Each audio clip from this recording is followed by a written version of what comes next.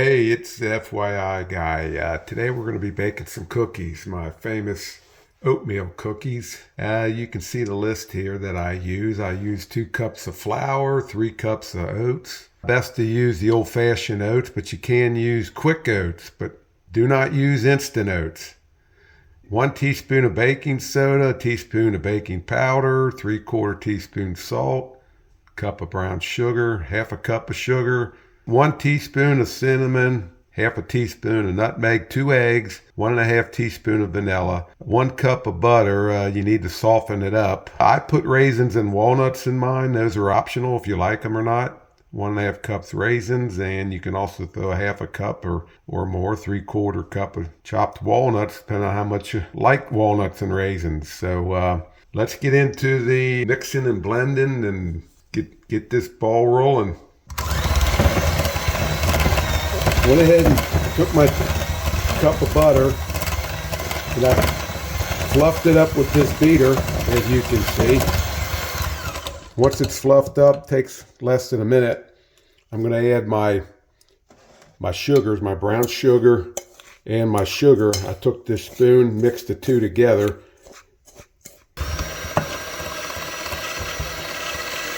A little bit at a time, about half maybe.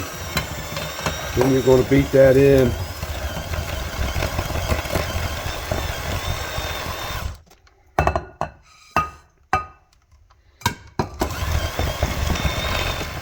We're going to add an egg next after the sugar butter mix. Going to add 1 egg and beat it in.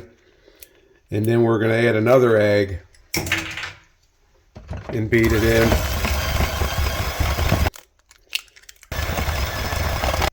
Then you want to add your 1.5 teaspoons of vanilla, or a half a tablespoon of vanilla, same thing. Going to add that in there, mix that on in. Then you're going to want to take all your dry ingredients, your flour, your baking soda, baking powder, salt, cinnamon, nutmeg, and you're going to blend it all in well with a whisk like I did here. Get it all mixed in. Then you're ready to go to add it to your butter mix. Now we're ready to add this dry mix into our butter sugar mix. Add some, mix it in, add some, mix it in until you get it to a good consistency. With the flour in there, we got to paste the flour and our butter sugar mixture. We get this paste, and from here you're going to want to add your oats. I'd say about half and half. You're going to sprinkle in about half of them.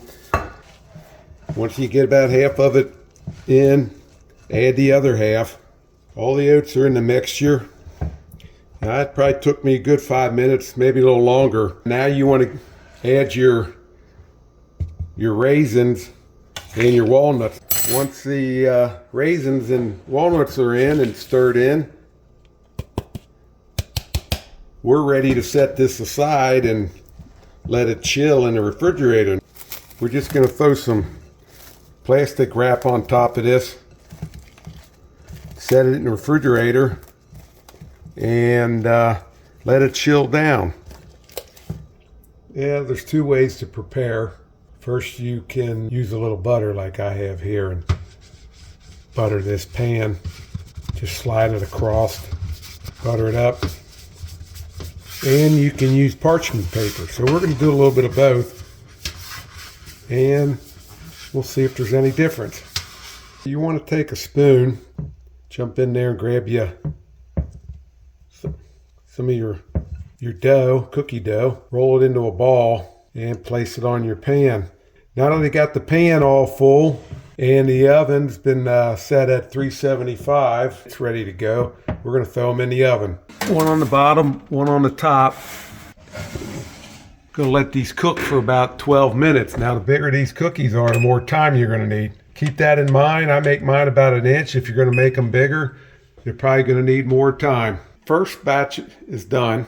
When they start to get brown around the edges and top or so, take them out. You want to leave them cool on the pans. I got the second batch in the oven, the ones on the parchment paper, so We'll see how them go. Okay, I took the second batch out. The first batch is on the plate out of the pan. You can see none of them stuck. I took this spatula, set them on the plate. Reason I want to show you that is a lot of people like to use the parchment paper, prevent sticking, but like I showed earlier, if you use the butter, rub some butter on your pan, generally you don't have that problem. So I wanted to go ahead and show you both different ways. It made about 60 cookies. These were about 1-inch balls. Obviously, if you make them bigger, you're going to get less. Happy baking, and boy, I think I'm going to grab me one of these and eat it.